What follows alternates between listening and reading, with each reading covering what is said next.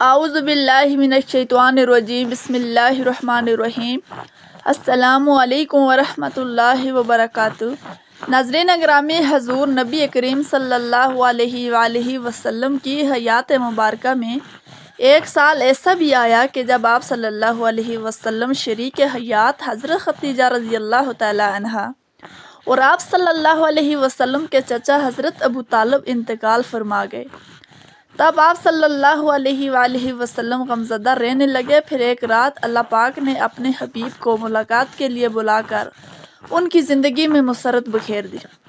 تب آپ صلی اللہ علیہ وسلم حضرت ام ہانی رضی اللہ تعالی عنہا کے گھر استراحت فرما رہے تھے کہ یکا یک چھت پھٹی اور جبرائیل امین اترے۔ ان کے ہمراہ دیگر فرشتے بھی تھے۔ نبی کریم صلی اللہ علیہ وسلم کو جگا کر مسجد حرام لے جایا گیا۔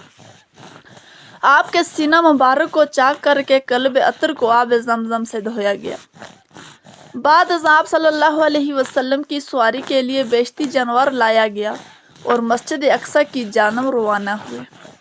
اس راستے میں آپ صلی اللہ علیہ وسلم کو عجائبات دکھلائے گئے۔ مختلف اقوام اور مختلف لوگ اپنے گناہوں کی وجہ سے مختلف سزاؤں میں مبتلا تھے۔ مسجد اقصی پہنچ کر نبی کریم صلی اللہ علیہ وسلم نے انبیاء علیہ السلام کی امامت فرمائی۔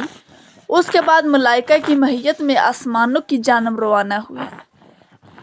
ناظرین، جدید دور میں انسان آسمان کی خلاؤں کا بس 5% حصے کے بارے میں معلومات حاصل کر سکا۔ اس کے باقی 95% حصے کے بارے میں اللہ تعالیٰ کے سوا کسی کے پاس علم نہیں ہے۔ ان کے بارے میں جانکاری کرنا انسان کے بس کی بات نہیں ہے۔ انسان چاند، ستارے اور سورج کی جانکاری کر چکا ہے۔ اس کے آگے جاننا انسان کی ہمت گوارا نہیں کرتی ہے۔ اس کے آگے ہم نبی کریم صلی اللہ علیہ وسلم کی معراج سے جانکاری کر سکتے ہیں کہ اس کے آگے کیا ہے۔ جب نبی کریم صلی اللہ علیہ وسلم حضرت جبرائیل علیہ السلام کے ساتھ آسمان کے دروازے پر تشریف لے گئے تو وہاں آپ صلی اللہ علیہ وسلم کے انتظار میں ایک فرشتے کی ڈیوٹی لگی ہوئی تھی۔ جب نبی کریم صلی اللہ علیہ وسلم اس کے پاس گئے تو اس فرشتے نے حضرت جبرائیل علیہ السلام سے دریافت کیا کہ یہ کون ہے؟ تو حضرت جبرائیل علیہ السلام نے فرمایا کہ یہ حضرت محمد صلی اللہ علیہ وآلہ وسلم ہیں۔ اس فرشتے نے نبی اکرم صلی اللہ علیہ وآلہ وسلم سے فرمایا کہ محمد کے بارے میں ہم کو اللہ تعالیٰ کی طرف سے خبر ہو چکی ہے۔ آپ صلی اللہ علیہ وسلم آسمان کے اس دروازے کے اندر جا سکتے ہیں۔ اس دروازے کے اندر داخل ہونے کے بعد آپ صلی اللہ علیہ وآلہ وسلم بے شمار فرشتے سے ملے ہیں۔ یہ فرشتے زیادہ کی تعداد میں سجدے کی حالت میں تھے۔ یہاں ایک بزرگ کو دیکھا تو حضرت جبرائیل علیہ السلام نے فرمایا، اے اللہ کے نبی صلی اللہ علیہ وسلم، یہ حضرت آدم علیہ السلام ہیں۔ اور حضرت آدم علیہ السلام کے ارد گرد لا تعداد انسان تھے۔ جب نبی کریم صلی اللہ علیہ وآلہ وسلم حضرت آدم علیہ السلام کی دائیں طرف نظر دوڑاتے تو ہنس پڑتے اور جب بائیں طرف نظر دوڑاتے تو غمزدہ ہو جاتے ہیں۔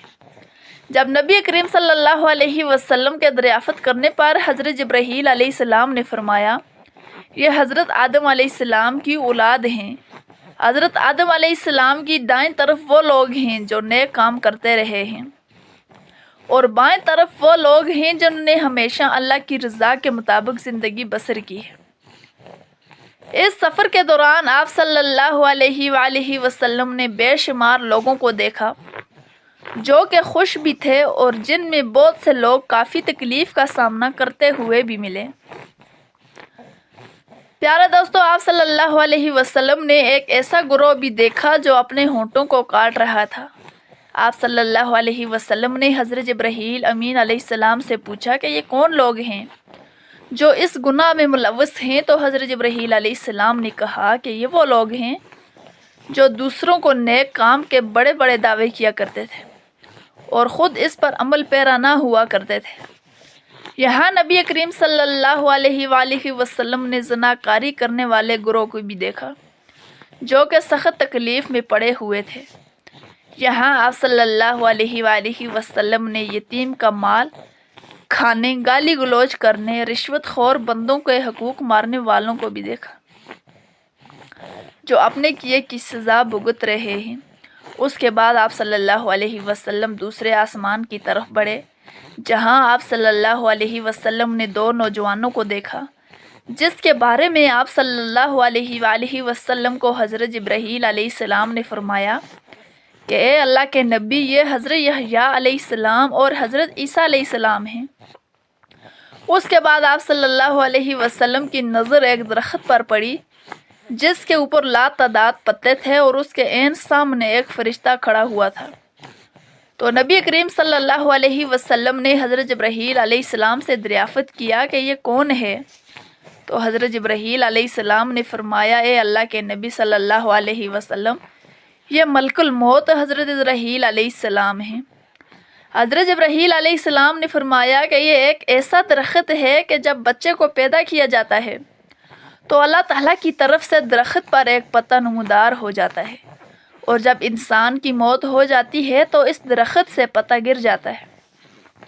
اس کے بعد حضور اکرم صلی اللہ علیہ وسلم تیسرے آسمان کی طرف بڑھے تو آپ صلی اللہ علیہ وسلم کا گزر ایک سفید موتیوں کے دروازے سے ہوا۔ تیسرے آسمان پر نبی کریم صلی اللہ علیہ وسلم نے ہزاروں کی تعداد میں فرشتوں کو سجدے کی حالت میں پایا۔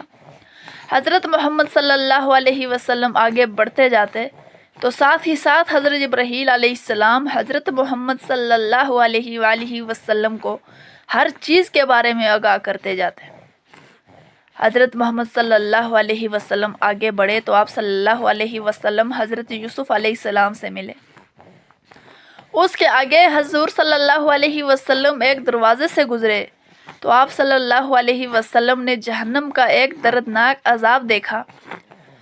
پھر آپ صلی اللہ علیہ وسلم چوتھے آسمان کی طرف بڑھے تو یہاں پر کافی تعداد میں فرشتے موجود تھے جو اللہ تعالیٰ کی عبادت میں سر جھلائے ہوئے تھے۔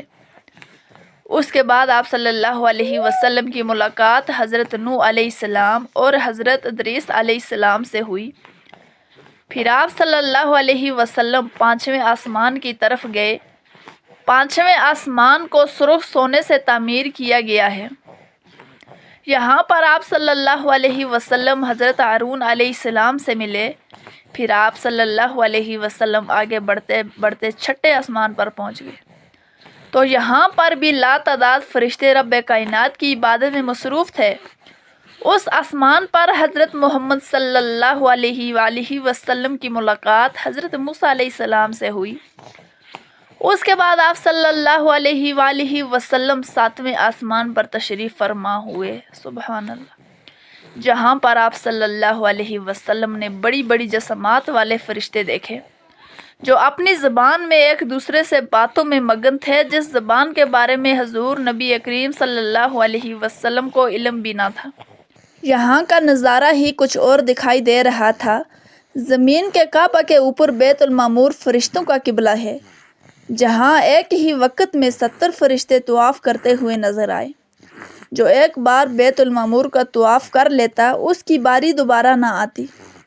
یہاں پر آپ صلی اللہ علیہ وآلہ وسلم نے بہت ہی بڑے فرشتے کو دیکھا تو حضرت محمد صلی اللہ علیہ وسلم نے حضرت جبرائیل علیہ السلام سے دریافت کیا کہ یہ کون سا فرشتہ ہے؟ تو حضرت جبرائیل علیہ السلام نے فرمایا کہ یہ حضرت اسرافیل علیہ السلام ہیں، جو قیامت کے دن اللہ تعالیٰ کے حکم سے سور پھونکے گا۔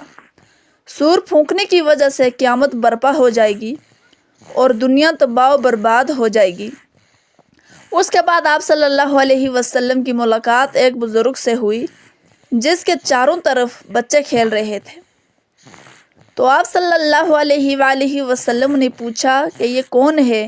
تو حضرت جبرائیل علیہ السلام نے آپ صلی اللہ علیہ وسلم کو بتایا کہ یہ حضرت ابراہیم علیہ السلام ہیں۔ پھر نبی کریم صلی اللہ علیہ وسلم سدرۃ المنتہا کے مقام پر پہنچے۔ اس مقام کے بارے میں نہ کوئی فرشتہ جانتا ہے اور نہ کوئی نبی یا رسول کے اس کے بارے میں علم ہے۔ ناظرین، اس پر جنت ماوا ہے جس کا ذکر سورہ انجم میں بیان کیا گیا ہے۔ حضور صلی اللہ علیہ وسلم وہاں سے جنت پر تشریف لے گئے۔ یہاں پر آپ صلی اللہ علیہ وسلم نے ہر طرح کی سہولت اور آرام اور رہائش دیکھا جو کہ اور کسی جگہ پر موجود نہ ہے۔ اس کے بعد نبی کریم صلی اللہ علیہ وآلہ وسلم اور حضرت جبرائیل علیہ السلام آگے بڑھے تو حضرت جبرائیل علیہ السلام نے آگے جانے سے انکار کر دیا اور فرمایا اے اللہ کے نبی صلی اللہ علیہ وآلہ وسلم، اگر میں اس کے آگے گیا تو میرے پر سڑ جائیں گے، میں اس کے آگے ہرگز نہیں جا سکتا۔ تو حضرت جبرائیل علیہ السلام کو وہاں چھوڑ کر آپ صلی اللہ علیہ وسلم آگے بڑھ گئے تو آپ صلی اللہ علیہ وسلم کو ایک قلم سے لکھنے کی آواز سنائی دی۔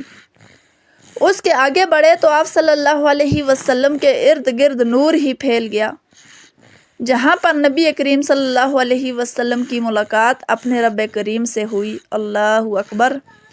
تو اللہ تعالیٰ نبی کریم صلی اللہ علیہ وسلم کو بے شمار نعمت سے نوازا تھا، جن تحفوں میں سب سے زیادہ نایاب تحفہ 5 وقت کی نماز تھی۔ اللہ اکبر۔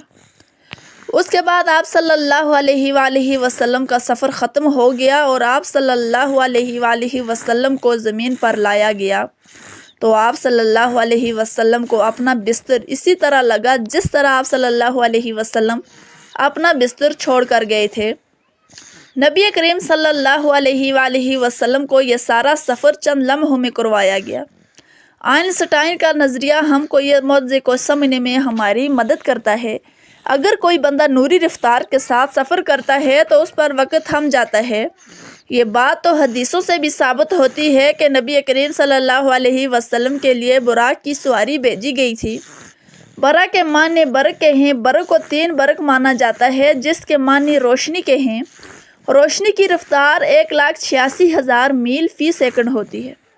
اسی طرح براق کی رفتار کا حساب 3 گنا زیادہ لگایا جائے کہ کتنی رفتار کے ساتھ نبی کریم صلی اللہ علیہ وآلہ وسلم کو معراج شریف کی زیارت کروائی ہوگی۔ اللہ اکبر۔ اسی طرح براق کی رفتار 5,58,000 میل فی سیکنڈ ہوگی۔ تو محترم ناظرین، امید کرتی ہوں کہ ہماری آج کی ویڈیو آپ کو پسند آئی ہوگی۔ اگر ویڈیو پسند آئی ہے تو ویڈیو کو لائک کریں اور چینل کو سبسکرائب کریں تاکہ اس طرح کی اور بھی مزید معلوماتی ویڈیو آپ کے لیے لا سکیں۔ کمنٹ سیکشن میں اپنی رائے کا اظہار ضرور کیجیے گا۔ اللہ حافظ۔